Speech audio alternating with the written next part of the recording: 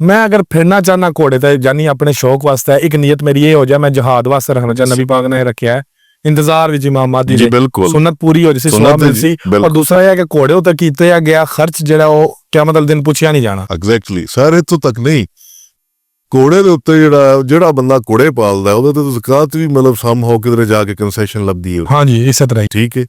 और मैं अगे ਤੁਹਾਨੂੰ ਕਿਹਾ ਘੋੜਾ ਪਾਲਣਾ ਕੋਈ ਇੰਨਾ ਮੁਸ਼ਕਿਲ ਕੰਮ ਨਹੀਂ। ਘੋੜੇ ਦੇ ਨਾਲ ਹੁਣ ਸਾਡਾ ਦੌਰ ਜਿਹੜਾ ਆ ਗਿਆ ਨਾ, ਇਹਦੇ ਵਿੱਚ ਹੋਰ ਲਵਾਜ਼ਮਾਤ ਨੇ, ਸਪੈਸ਼ਲੀ ਡਾਂਸ ਵਾਲੇ ਘੋੜਿਆਂ ਦੇ ਨਾਲ ਲੋਕ ਹੋਰ ਸ਼ੁਗਲ ਬੜੇ ਕਰਦੇ ਨੇ, ਉਹਨਾਂ ਦੀ ਵਜ੍ਹਾ ਤੋਂ ਲੋਕ ਉਜੜਦੇ ਨੇ ਸ਼ੌਕ ਦੇ ਵਿੱਚ। ਇਹ ਤੇ ਵਲੀਆਂ ਪੈਗੰਬਰਾਂ ਵਾਲਾ ਸ਼ੌਕ ਹੈ, ਅਗਰ ਇਹਨੂੰ ਸਿੱਧਾ ਸਿੱਧਾ ਕਰੋ ਨਾ ਜੀ ਤੇ ਕੋਈ ਡਿਫਿਕਲਟ ਨਹੀਂ।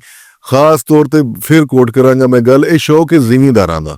हाँ ਜ਼ਿਮੀਂਦਾਰ ਬੰਦੇ ਦਾ ਸ਼ੌਕ ਹੈ ਜਿਹੜਾ ਮਾੜਾ ਚੰਗਾ ਸਹਿਬੇ ਹਸੀਅਤ ਹੈ, ਜਿਹਦੇ ਕੋਲ ਆਪਣਾ ਰਕਬਾ ਹੈ, ਉਹ ਇਹ ਸ਼ੌਕ ਕਰਦਾ ਹੈ। ਉਹਦੇ ਵਾਸਤੇ ਜ਼ਹਿਰੀ ਗੱਲ ਡਿਫਿਕਲਟ ਹੈ, ਜਿਹਨੇ ਹਰ ਸ਼ੈ ਮੁੱਲ ਦੀ ਲੈਣੀ।